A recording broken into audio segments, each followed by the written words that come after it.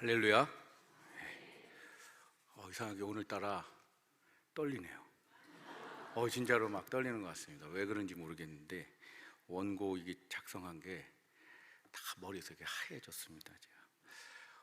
그럼에도 불구하고 이 시간에 하나님께서 여러분들에게 놀라운 은혜를 허락하실 줄로 믿습니다. 사랑합니다. 축복합니다. 축복합니다. 사랑합니다. 사랑합니다.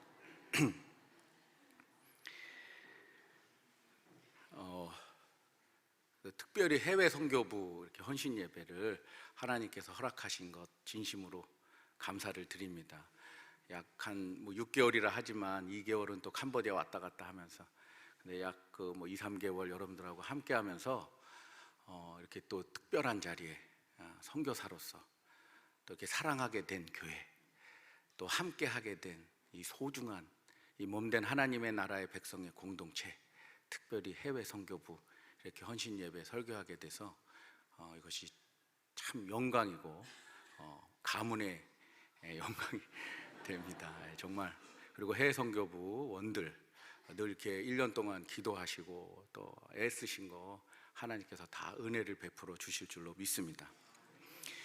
저는 선교의 목적을 함께 하는 선교를 지향했습니다. 그래서 후원자, 선교사, 그리고 현지인들이 함께 이루어가는 선교, 그리고 무엇보다도 현지인 스스로 하나님을 만나고 사명을 받아서 헌신하는, 그래서 한 명의 갈렙이 그 땅을 변화시키기를 원했습니다. 그렇게 13년간을 해오면서 계획대로 해보려고 기도하면서 부족하지만 천천히 지금까지 왔습니다. 이제 우리 마산 동북교회와 함께 하고자 하는 선교, 이제 한 텀을 다시 이제 시작을 해야 하는데요. 그 선교를 어떤 형태로 할까 기도를 참 많이 했습니다. 과연 어떤 것이 하나님께 합당하고 바람직한 선교인가.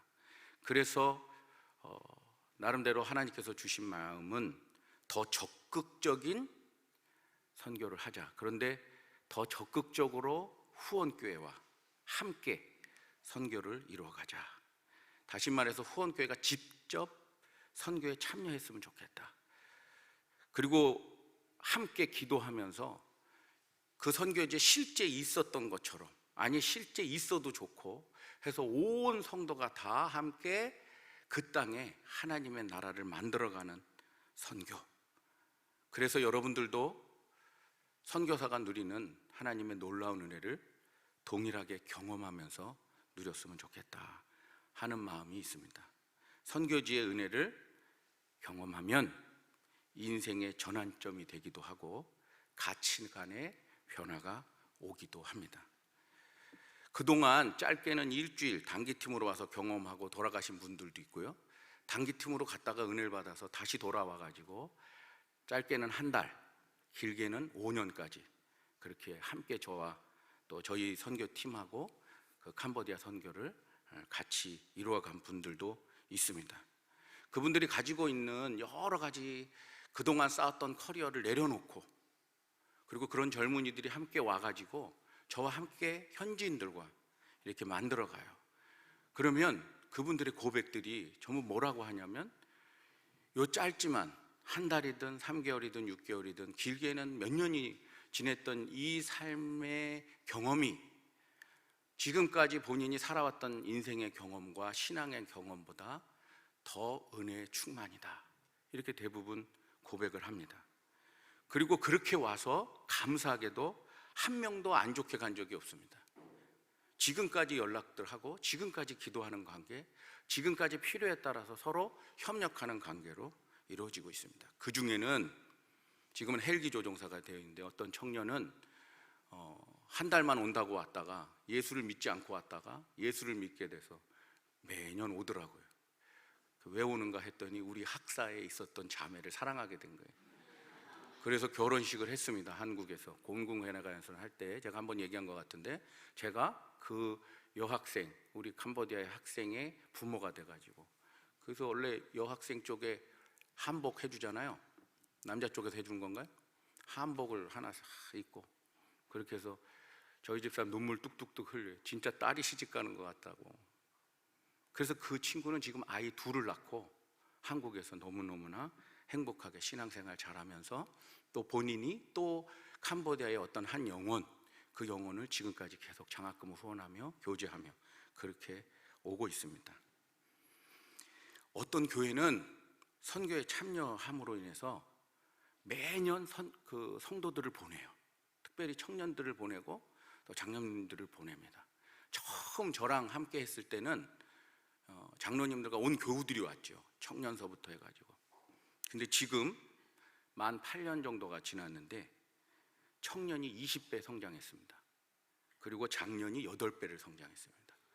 청년 지금 학생 수가 25명에서 30명에 처음 저희 캄보디아에 온 그분들이 지금은 청년만 1000명입니다. 근데 제가 지금 사람 숫자를 얘기하는 거 아니에요. 왜 그렇게 됐느냐?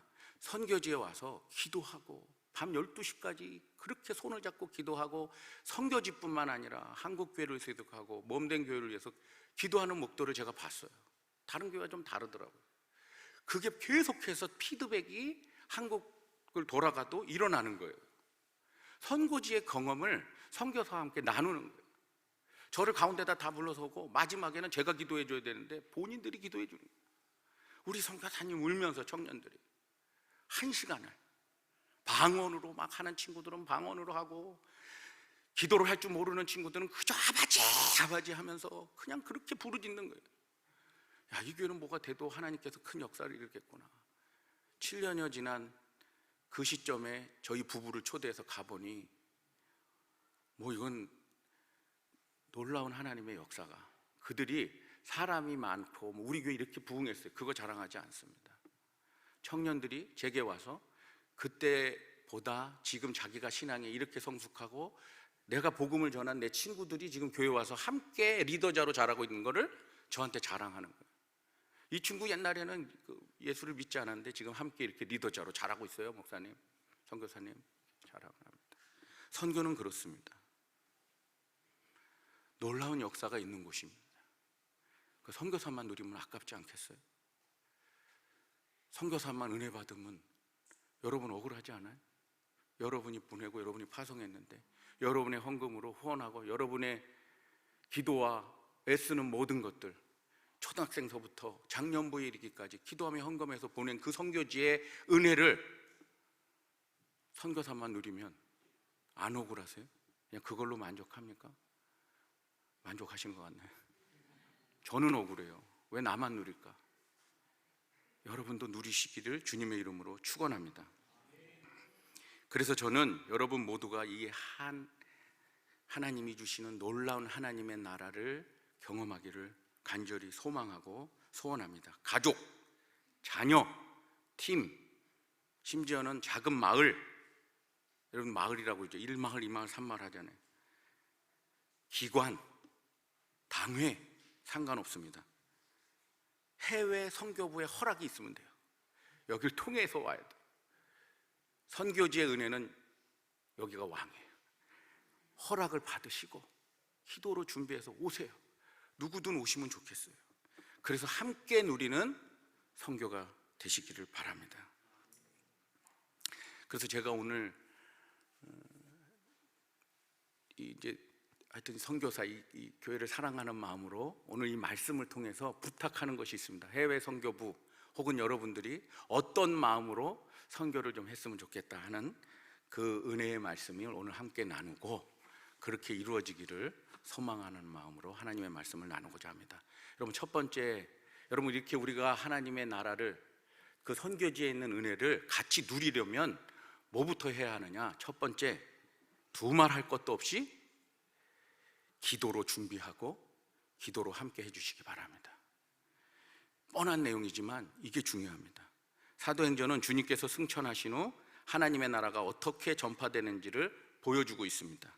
전반부 12장까지는 베드로와 사도 중심으로 국내 선교를, 후반부 13장서부터 28장까지는 바울과 바나바를 이제 파송을 보내서 본격적으로 해외 선교를 중심으로 그렇게 기록해 놓았습니다. 그래서 13장에 안디옥 교회에서는 처음 바나바와 바울 이 두 분을 파송하면서 구브로로 이제 첫 선교행을 출발을 하는 선교를 하게 됩니다. 사도행전 13장 2절에서 3절을 함께 보겠습니다. 사도행전 13장 2절에서 3절 말씀. 안 나오네요? 또 은혜입니다. 우리가 찾아보겠습니다. 이거 찾는 것도 은혜. 13장 2절에서 3절. 다 찾으셨으면 우리 한 목소리로 함께 읽겠습니다. 주를 섬겨 금식할 때에 성령이 이르시되 내가 불러 시키는 일을 위하여 바나바와 바울을 따로 세우라 하시니 이에 금식하며 기도하고 두 사람에게 안수하여 보내니라. 그러니까 사도행전, 그러니까 처음 예수 그리스도가 승천하신 후에 첫 파송을 안디옥 교회에서는 뭐부터 했느냐? 보내기 전에 금식하며 기도했다는 거예요. 그래야 성령의 음성을 듣거든요. 그러니까 여러분, 선교지를 위해서 혹은 또 선교사를 파송하기 전에 해외 선교 부원들은 뿐만 아니라 성도님들은 뭐를 해야 돼요? 기도해야 돼요. 기도. 이게 가장 소중합니다. 기도하셔야 돼요. 그래야 여러분들이 하나님의 나라의 은혜를 경험하게 되는 거예요. 성령님께서 말씀하여 주시는 거예요. 어떻게 하라고? 말씀하여 주셔요. 그래서 성령님이 하라 하시는 그 일을 하면 결코 틀림이 없어요. 그러니 은혜가 되는 거예요. 하나님이 역사하시는 것을 목도하게 되는 거예요. 여러분, 기도하시기 바랍니다. 그래서 늘 기도하는 교회, 그것도 성령 안에서 금식하며 기도하면 그 성령의 역사가 일어날 줄로 믿습니다. 그리고 보낼 때도 금식하며 기도하고 안수해서 보내는 거예요. 중요한 일이니까. 우리가 말로만 교회는 반드시 선교를 해야 된다 이러잖아요. 말로만이 아니에요. 보내야 돼요. 그런데 그냥 또 보내기만 하면 안 돼. 문제가 발생. 사람의 힘으로 하면 그 반드시 어그러집니다. 그러니까 여러분들이 해야 할 일이 뭐예요? 기도하는 거예요. 그 티가 안 나요. 내가 잘하는 건지 못하는 건지 누가 알아주지도 않아요. 그런데 제일 먼저 해야 될 것이 기도예요. 기도하셔야 됩니다.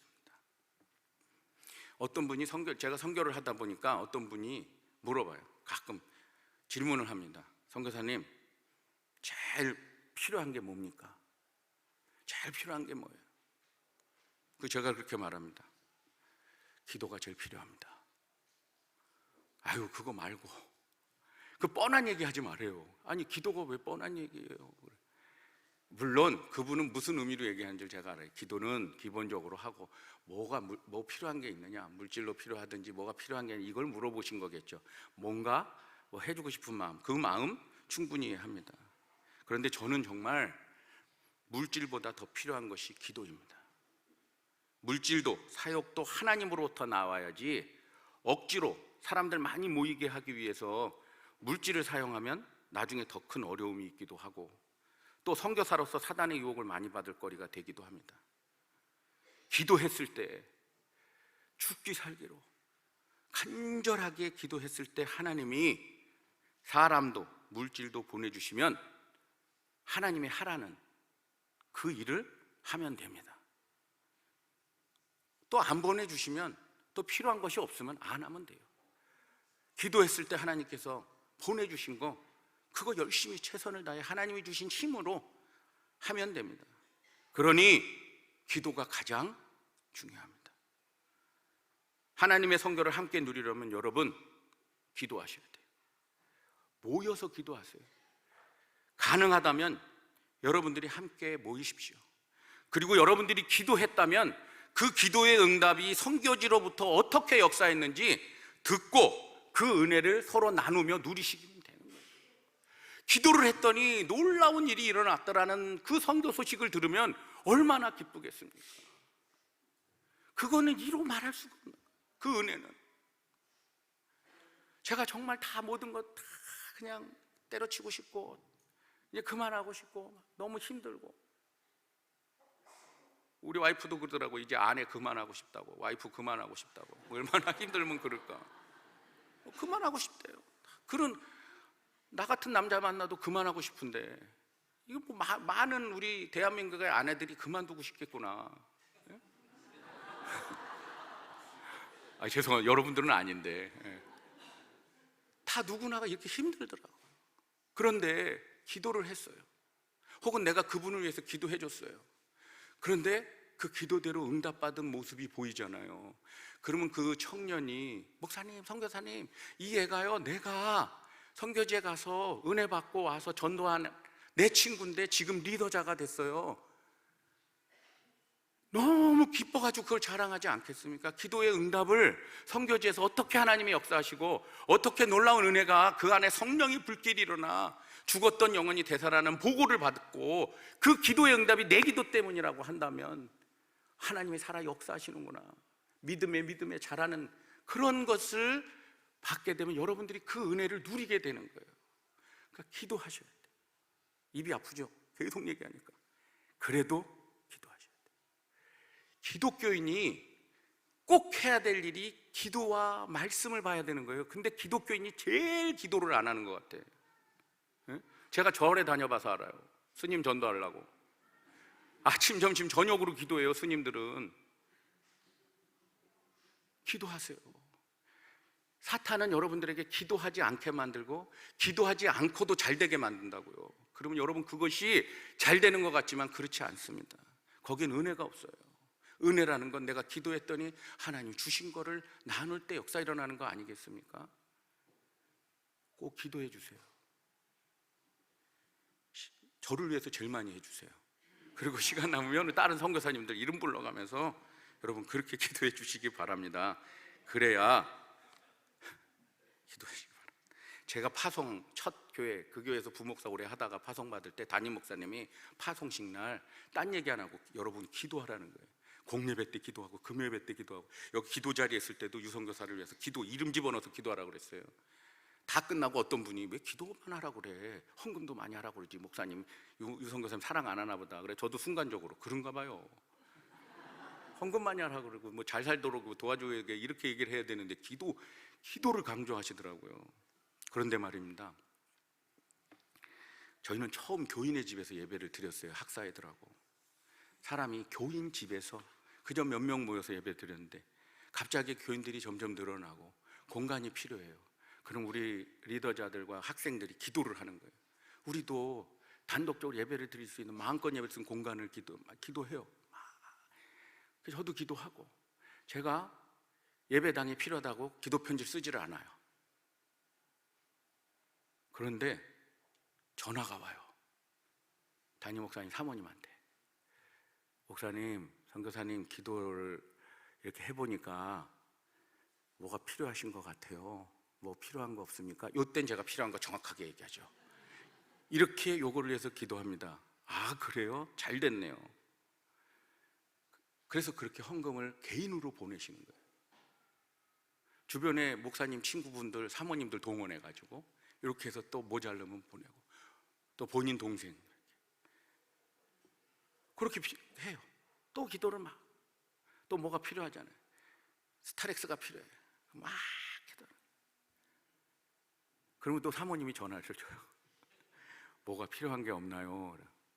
심지어는 사모님, 그 목사님 딸이 미국에서 공부하고 결혼을 했는데 저한테 말도 없이 5,000불을 보냈어요. 절대로 엄마한테 얘기하고 아빠한테 얘기하지 말아요. 그냥 쓰래요. 근데 제가 그때 때마침 10,000불이 필요했거든. 그래서 사모님께 얘기했죠. 이렇게 따님이 보냈는데 이거를 개인적으로 못 쓰는데 어떻게 할까요? 그 뭐가 나중에 더 필요하면 그럼 같이 뭔가를 하고 싶어 하시더라고요. 그래서 아이고 우리 학사 2층을 올려야 되는데 10,000불이 필요합니다. 이건 좀 의도적이죠. 그렇게 지금까지 그 목사님 개인으로 보낸 돈이 거의 1억 8천에서 2억이 됩니다. 매년 승합차가 필요할 때 우리 장학회에 매달 12명의 학생들에게, 그리고 저희 자녀들 대학 가기 전까지 3명인데 한 명당 10만 원씩 용돈을 주신 거예요. 대학교 들어가면 안 주세요. 아르바이트 하라고. 어느 날 또 물어보시길래 제가 그랬어요. 그 은혜를 좀 다른 사람에게도 양보하세요. 이제 필요 없어요, 목사님 돈은. 그 다른 사람에게 진짜 양보를 좀 해주십시오 하고 저희가 기도를 합니다. 그래서 이래저래 알게 된 분들이 물어봐요. 뭐가 필요하냐고. 유치원 교실이 필요할 때마다 어떤 분이 1,000만 원 보내고 100만 원도 보내고 작게는 10만 원도 보내고, 또 어떤 왔다가 단기팀으로 간 학생이 자기가 모아놨다고 1년 동안 모은 50만 원, 100만 원 이렇게 보낸 그 돈이 지금까지 교회 4곳과 유치원 2곳 그리고 초등학교 건물까지 다 지어지고 사역자들이 세워져서 잘 진행되고 있습니다.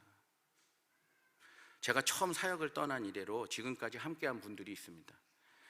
지금 나렌 선교사, 소폴 교장 선생님, 비살 전도사 등등 우리 사역자들이 어릴 때서부터 초등학교에서 중학교, 고등학교, 대학원까지 졸업하는 그 과정을 다 보잖아요. 지금까지.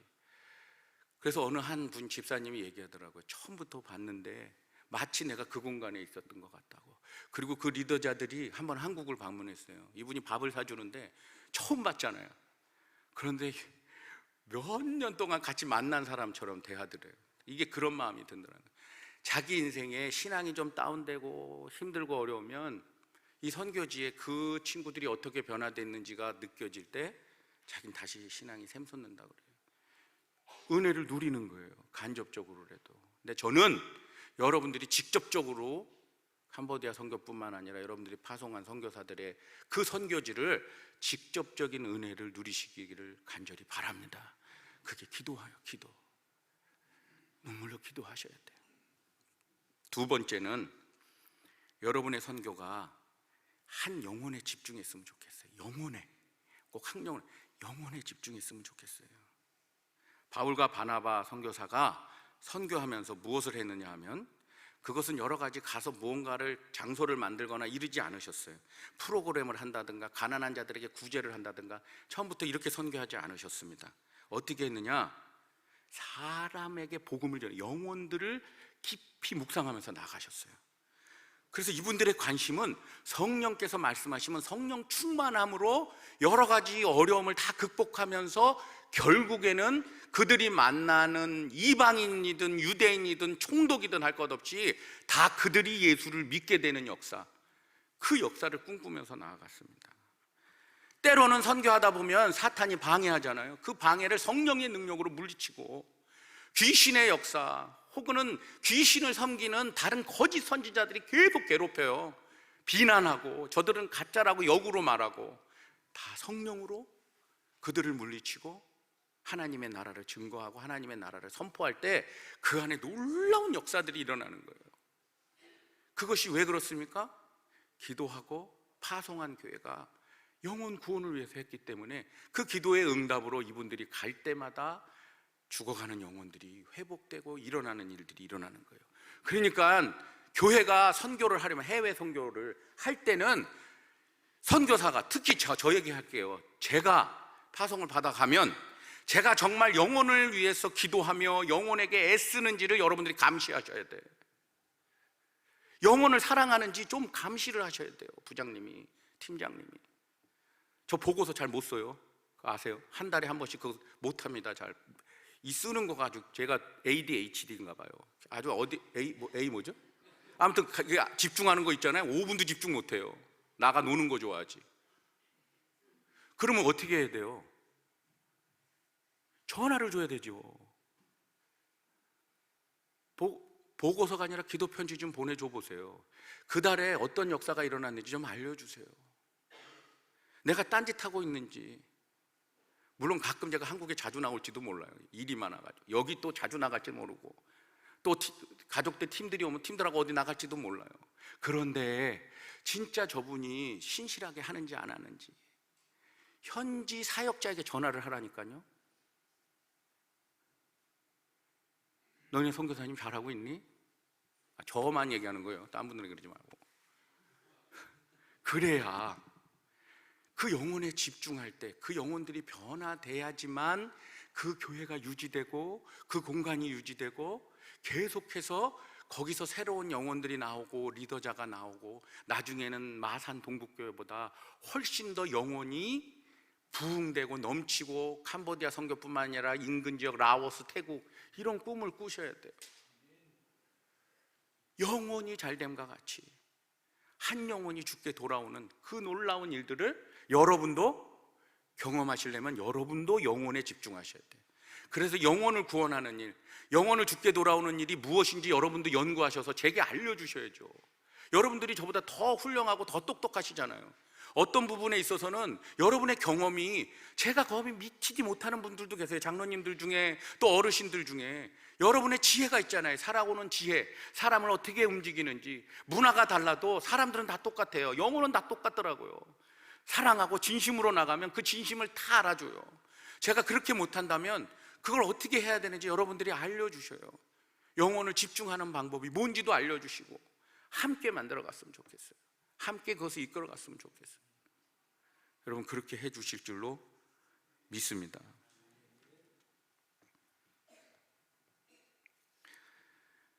저는 사실은요, 정말로 마음은 그래요. 저는 뭐 유명해지고 싶지 않습니다. 유명하신 캄보디아, 저 유명하지도 않아요. 정말로. 그냥 조용히 토마스 선교사님처럼 가다가 그 두만강인가 두만강인가 해서 복음도 무슨 증언이요? 대동강에서 복음도 전하지도 못하고 그냥 했는데 그것이 씨앗이 되어서 복음이 불꽃이 일어났듯이 아무도 안 알아줘도 돼요. 마음은 그래요. 근데 그냥 가끔 생각이, 교만한 생각 들고 나도 좀 한번 어깨도 이렇게 해보고 싶은 이런 것들이 막 올라와. 그런데 진심은, 진짜 진심은 아니에요. 그냥 몰라줘도 좋겠어요. 정말로. 그냥 한 영혼들이 그 안에 캄보디아 있니 제대로 잘 살아가지고 그냥 유 선교사님 만나서 내가 예수님 믿게 됐습니다, 이 한마디 어디 가서 그냥 이야기해 주는 정도? 그렇게 기도하세요. 진짜로. 안 유명해도 됩니다. 아무도 안 알아줘도 돼요. 그냥 영혼을 사랑하는 선교사, 그것이 바로 하나님이 기뻐하시는 선교고 바람직한 선교요. 그리고 정말로 이 땅, 이 한국 땅에 가장 필요한 선교가 아닌가 그렇게 생각이 됩니다. 마지막 세 번째는 선교사들이 한국에 돌아올 때 함께 오래 하시기 바랍니다. 바울과 바나바 선교사가 파송한 교회에 돌아왔을 때 하나님이 행하신 모든 일과 이방인들에게 믿음의 문을 여신 것을 나누게 됩니다. 그리고 오랫동안 머물면서 선교의 마음을 함께 나누며 누립니다.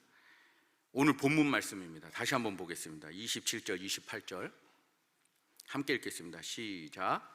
그들이 이르러 교회를 모아 하나님이 함께 행하신 모든 일과 이방인들에게 믿음의 문을 여신 것을 보고 제자들과 함께 오래 있으니라. 아멘. 선교사들이 돌아오면 보고를 하잖아요. 근데 사실 설교 한 번으로 끝날 때가 많아요. 그죠? 그런데 설교 한 번으로 그 모든 것을 담아낼 수는 없습니다. 근데 보고를 들으려면 뭐 이거 세워지고 저거 세워지고 이거 말고 아까 제가 말했던 영혼, 하나님이 어떻게 믿음의 문을 여셨는지, 그리고 여러분의 기도가 어떻게 응답이 되셨는지, 그 안에서 어떤 성령의 역사가 일어났는지, 귀신이 나가고 하나님을 그 복음을 방해하는 악한 세력들이 어떻게 물리쳐지는지, 병든 자들이 일어나고 억눌렸던 자들이 자유하며 일어나는 일들이 그동안 어떻게 일어났는지, 한 영혼의 복음, 마음의 문을 열어서, 믿음의 문을 열어서 그가 예수 그리스도를 나의 구주, 나의 하나님으로 믿게 되는 그 과정이 도대체 어떻게 일어났는지, 그걸 여러분들이 보고를 들으셔야 돼요. 그래야 누릴 수 있는 거예요. 어떻게 일어났을까? 나도 거기에 동참하고 싶고 나도 내 삶 가운데 그렇게 해야 되는 거 아니에요. 여러분들이 다 선교사라고 제가 예전에 설교할 때 그랬잖아요. 요즘은 선교사가 보냄을 받았다는 의미이기 때문에 여러분도 선교사예요. 삶 가운데에, 여러분의 가정 가운데 해외 선교사 분들이 오셔서 어떻게 믿음의 문을 여셨는지를 들어야 될 거 아니에요. 그래야 여러분들 가정도 믿음의 문을 열 거 아니에요. 그걸 듣는 거예요. 그거를 듣고 함께 나누고 오랫동안. 저는 참 복된 사람이에요. 왜냐하면 파송을 받은 교회에서 매년 오게 한 거예요. 한 달에. 오기 싫어도 와야 돼요. 한 달 동안 방을 하나 얻어줘요. 그러면 찬양인도 시켜, 그 다음에 뭐 설교 다 해, 그 다음에 작은 교회, 거긴 작은 교회라 그랬는데 이렇게 그룹 있잖아요. 우리 일마을 이마을 그 목장, 거기에 이제 이렇게 초대하는 분들이 있어요.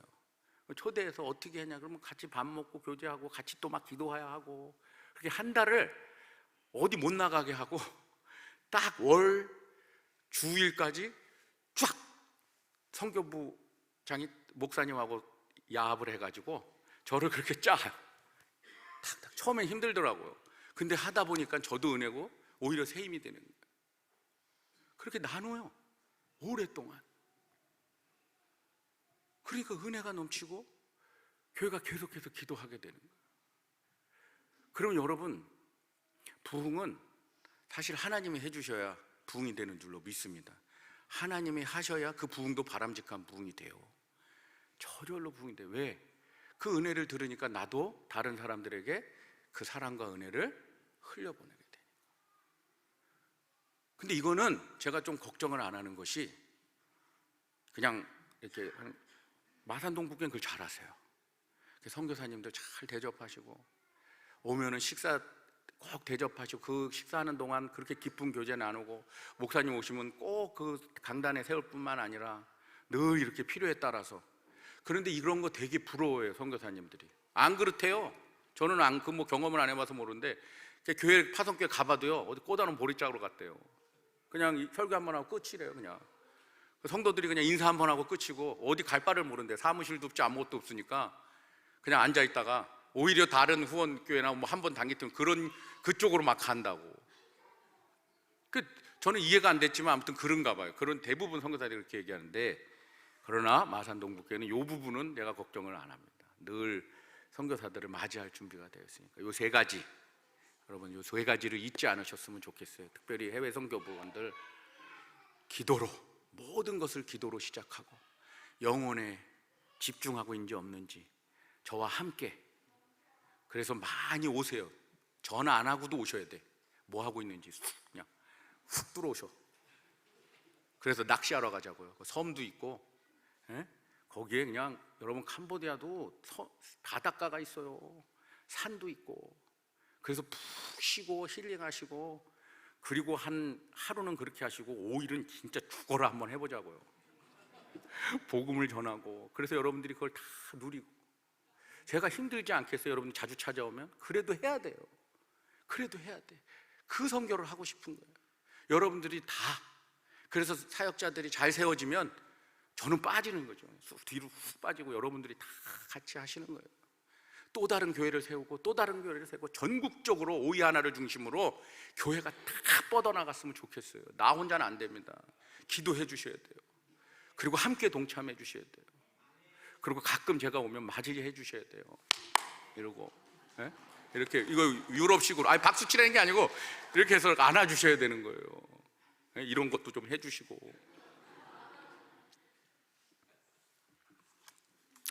꼭 선교뿐만 아니라 그렇습니다. 여러분, 한국 교회가 지금 뭐 교회 위기다. 근데 사실 교회 위기도 위기지만 선교의 위기이기도 합니다. 그냥 어떤 이렇게 소통하지 않는 선교는, 그 선교를 많이 애를 써도 아무런 열매가 없다 보니까 더 이상 한국 교회가 선교사를 신뢰하지 못하고, 또 선교사들도 그렇고 막 이게 좀 그렇습니다. 그런데 제가 마지막으로 여러분, 이 세 가지뿐만 아니라 마산 동북교회가 좀 바람직한 해외 선교, 바람직한 국내 선교, 뭐 이 모든 선교에 대한 부분들을, 또 전도에 대한, 복음 전파에 대한 부분들에 정말 하나님이 원하시는 바람직한 그 운동을 일으켰으면 좋겠어요. 무브먼트가 일어나서 다른 교회가 마산 우리 교회를 보고, 정말 바람직한 교회가 이제 일어날 때가 됐구나 하고, 이게 좀 막 퍼져나갔으면 좋겠어요. 우리만 잘 되는 게 아니라 다 전 주변의 모든 교회들이 다시금 이 위기라고 말하지만 위기를 기회로 믿는 이 마산 동북교회처럼 한번 벌 때같이 좀 막 이 샘솟는 게 일어났으면 좋겠어요. 기도하는 무리들이 막 여기저기 있었으면 좋겠고, 찬양하는 소리들이 여기저기 일어났으면 좋겠고, 서로 사랑하며 격려하는 일들이 우리 교회에 막 일어났으면 좋겠어요. 정말로. 근데 그렇게 해주실 것 같아. 하나님 그렇게 여러분 많은 이상한 기대감이 있더라고요, 여기에. 기도하겠습니다.